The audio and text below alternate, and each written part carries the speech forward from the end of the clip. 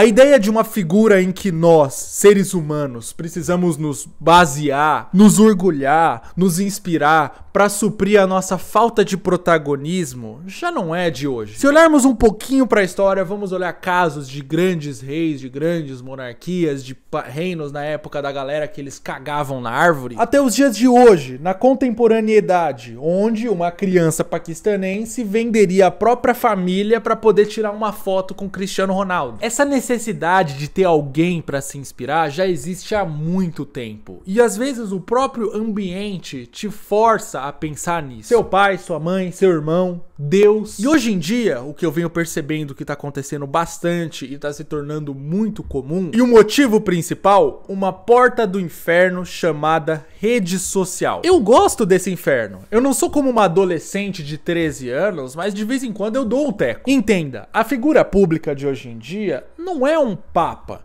não é um rei. Não é Jesus Cristo, é a porra do influenciador, o influenciador digital. Ele tá lá, ele te entretém e a vida real é muito chata, só que você vê dentro do seu celular e tem a pessoa mais feliz do mundo. E você é fudido, sabe? É por isso que eu criei um movimento aqui que pode ser comum e ter outros termos, outros nomes. Outras pessoas podem só chamar de ser otário, mas ele é muito comum e ele afeta um grupo muito seleto e grande de pessoas. Pessoas jovens e pessoas pobres. Esse movimento se chama influenciadorismo. Falando um pouco sobre o influenciadorismo, eu enxergo ele como um sistema de dominação moderno, tanto no nível micro, como botando dinheiro na conta da Virgínia, quanto no nível macro, onde o influenciador consegue te influenciar em quem você deve votar na eleição de um ano específico. Aliás, hoje em dia a disputa nem é mais sobre política e partido, são só dois nomes que vêm na cabeça de todo mundo: Lula e Bolsonaro, que utilizaram do próprio influenciadorismo para conseguir manipular pessoas, seja tanto por meio de criadores de conteúdo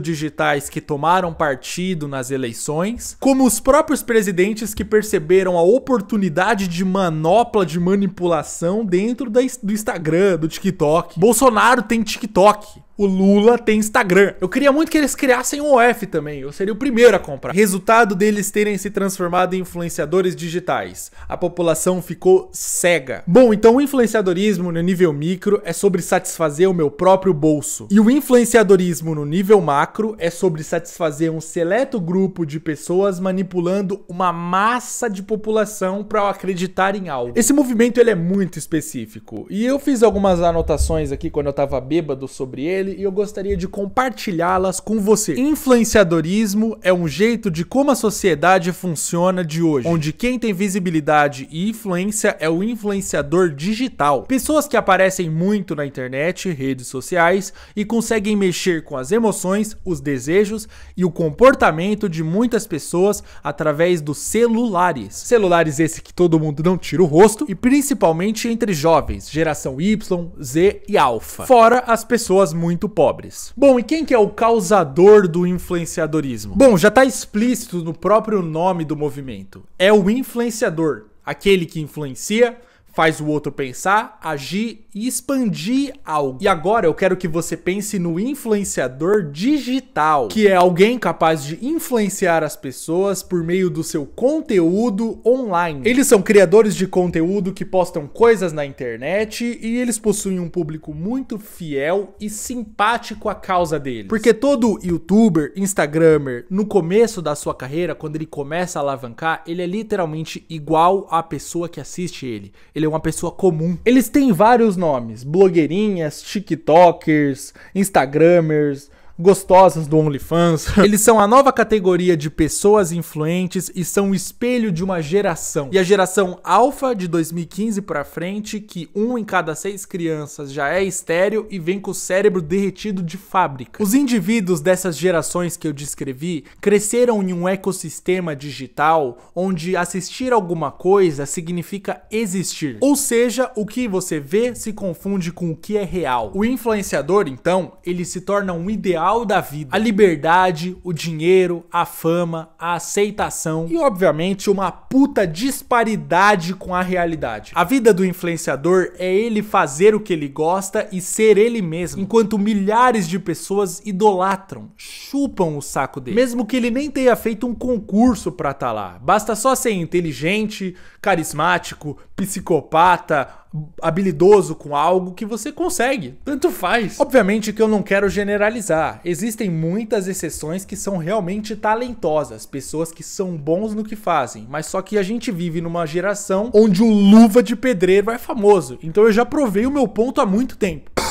Eu sei que eu tô indo muito a fundo e isso aqui tá se tornando muito específico, mas pensa comigo, o ser humano, ele vive se comparando. É natural, só que ninguém se compara com Deus. Então a comparação possível para um ser humano é com o que está próximo de sua mão. Amigos, vizinhos, conhecidos ou o seu celular. E é aqui que mora o problema. Dentro do celular existe um mundo de pessoas artificiais que vivem a melhor vida possível a ser vivida. Ou pelo menos fingem. E você vai se comparar com elas. Você vai querer ter o que elas têm. Isso pode até ser indiretamente, mas você vai se comparar com elas. Você vai ver o que elas têm.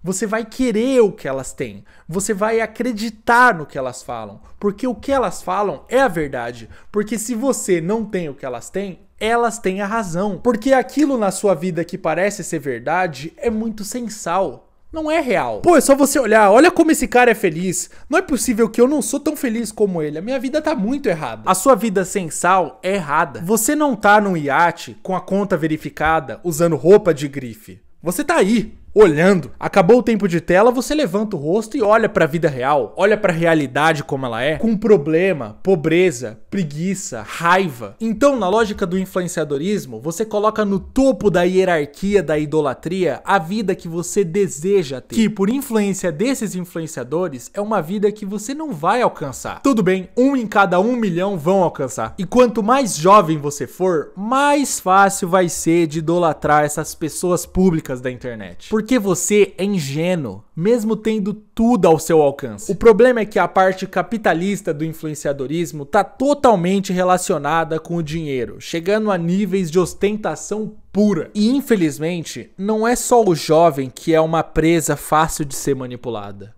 O pobre também. Gente que não teve acesso a uma boa educação. Gente que vive dentro de um quadrado. Pessoas que possuem uma pouca base crítica ou que acham que estudar é coisa esquisita. E infelizmente essas pessoas são a maioria. E elas estão dispostas a vender o tempo delas para olhar esses criadores de conteúdo digital. Para ter um pingo de uma realidade que eles queriam viver, mas não conseguem. E esses influenciadores, eles retribuem com o quê? Opiniões, influências e sites de comprar roupa. E todos esses serviços mantêm essa roda girando. Falando uma visão rápida, o influenciadorismo ele também carrega uma falsa sensação de eu vou chegar lá. Você pode e vai chegar onde eles estão. Mas entenda uma coisa. Todo ser humano precisa de uma frustração para viver em paz. Às vezes muitas pessoas aprendem isso cedo, quando você é criança e tenta criar aquele seu canal do YouTube de Minecraft e não dá certo, ou quando você tenta ser igual uma blogueirinha e posta algum conteúdo na internet, mas no final só vai ter velho de 30 anos dando em cima de você nos comentários, e você com 12 anos de idade, caralho, tem menina de 12 anos de idade com pedófilo nos comentários. E essa é a clássica entre o povo brasileiro, o sonho de ser jogador de futebol ou praticar algum esporte que não deu certo por causa do joelho, ou porque você não pagou na peneira pra passar, ou chupou o pau do coach do teu time. E a real é que você pode ser uma vítima do influenciadorismo sem nem estar achando que tá sendo influenciado por ele. Você diz, eu não sou trouxa pra ficar vendo 3 horas de live do Alan Zoca. Mas, ao mesmo tempo, você quer ser o Alan Zoca. Então, o que você faz? Você fica 12 horas com a live aberta tentando atingir um mínimo de público que o Alan Zoca atinge. Você consegue?